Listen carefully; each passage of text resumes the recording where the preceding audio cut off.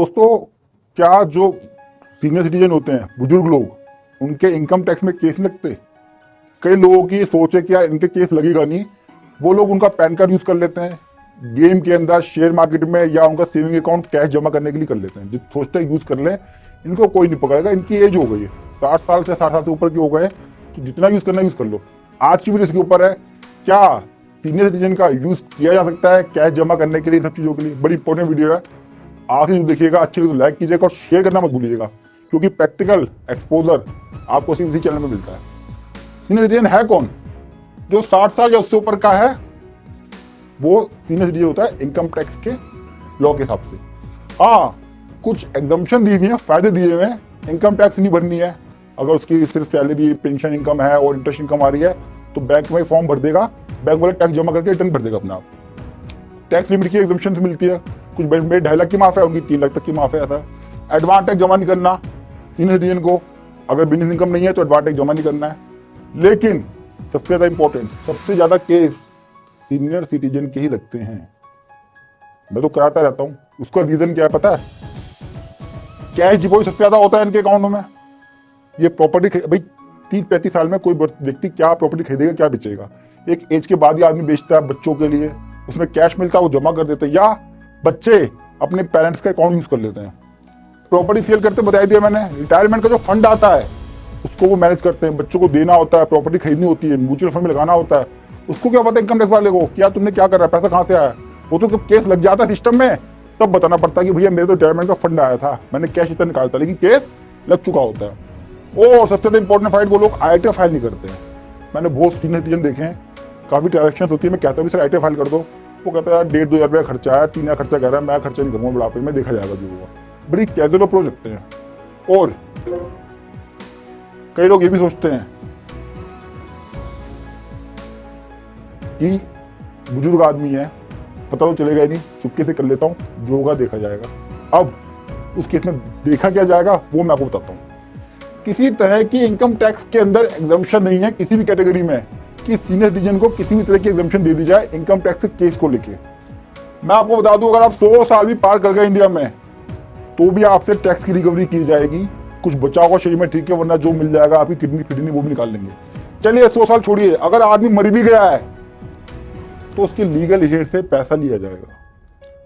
तो जब आदमी मरने के बाद भी रिकवरी कर सकता है, तो आप कैसे उम्मीद करते हो कि 60 साल या उससे ऊपर वाले पे इनकम टैक्स का केस नहीं लगेगा, वो टैक्स से बच जाएंगे? अब क्या सिस्टम है? इनकम टैक्स का सिस्टम प्रोसेस करता है डाटा को।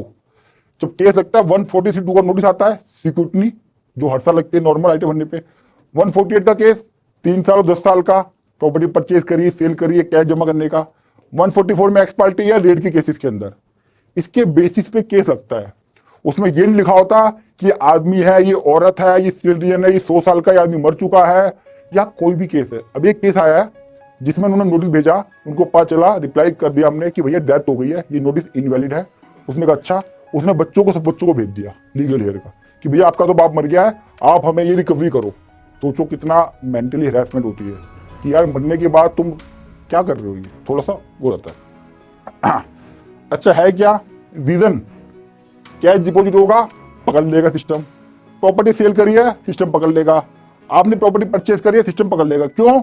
ह्यूज इन्वेस्टमेंट होती है रिटायरमेंट फंड से। भाई 60 साल में आदमी रिटायर होता है, प्रॉपर्टी खरीदता है, बेचता है, कुछ प्रॉपर्टी बेच के सोचता है ले लूं, कुछ कैश मिलता है वो जमा कर देता है, या निकालता है फिर जमा कर देता है। सिस्टम को नहीं पता, सिस्टम तो प्रोसेस कर देगा डाटा को कि इसने प्रॉपर्टी ली है 1 करोड़ की, पैसा कहां से आया पता करो।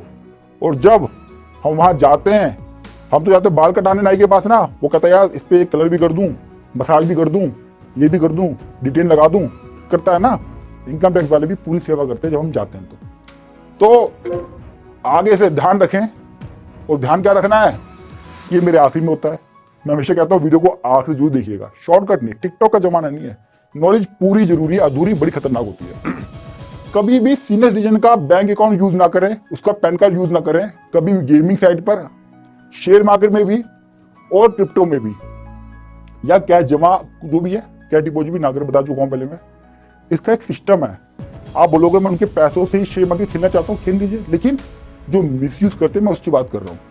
ITR जरूर फाइल करें, ध्यान रखें। ITR फाइल ना करना सबसे बड़ा। जितने भी 148 के नोटिस आए ना मेरे पास इस बार, जितनी भी आए, सब में एक बार लिखा हुआ है SSC has not filed ITR। और आपके पास जब आया होगा वो उसमें भी देख लेना, ये लिखा होगा।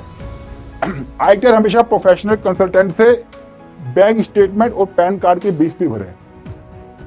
सीनियर सिटीजन आदमी अपनी 26 CS चेक नहीं कर पाता, अपना AIS चेक नहीं कर पाता, हो सकता है उसकी इनकम टैक्स में ID भी ना बनी, तो चेक कर ले कम से कम। ये लिख ही दिया मैंने आखिरी में, उसके बेस पे ITR फाइल करें। तो रिटायरमेंट फंड सबसे मोस्ट इंपॉर्टेंट पार्ट। वीडियो कैसी लगी कमेंट बॉक्स में जरूर बताइएगा, और आप अपने पेरेंट्स को ये वीडियो जरूर भेजिए, और पेरेंट्स है अपने बच्चों को भेजिए, अपने सर्कल में भेजिए, जितने भी सीनियर सिटीजन है आपस में जरूर शेयर कीजिएगा, ताकि लोगों को पता चल रहा है कि भैया अब मैं अपना बैंक अकाउंट, चेकबुक या 26 CS या अपना इनकम टैक्स ID कुछ भी नहीं दूंगा, और ITR जरूर भरूंगा, और प्रोफेशनल आदमी से ही भरवाऊंगा बैंक स्टेटमेंट के बेस पे, ताकि इनकम टैक्स का केस ना आए। वरना मरने के बाद भी लीगल हेयर को आपकी जिम्मेदारी और गलतियों का नजराना भरना पड़ेगा। कोई क्वेरी आपकी आप मेरे से कमेंट बॉक्स में पूछ सकते हो, किसी टॉपिक पे चाहते वीडियो बनाऊं वो भी आप मुझे कमेंट बॉक्स में लिख दीजिएगा। और फर्स्ट टाइम आ रहे हैं तो मेरे चैनल को सब्सक्राइब जरूर कर लीजिएगा।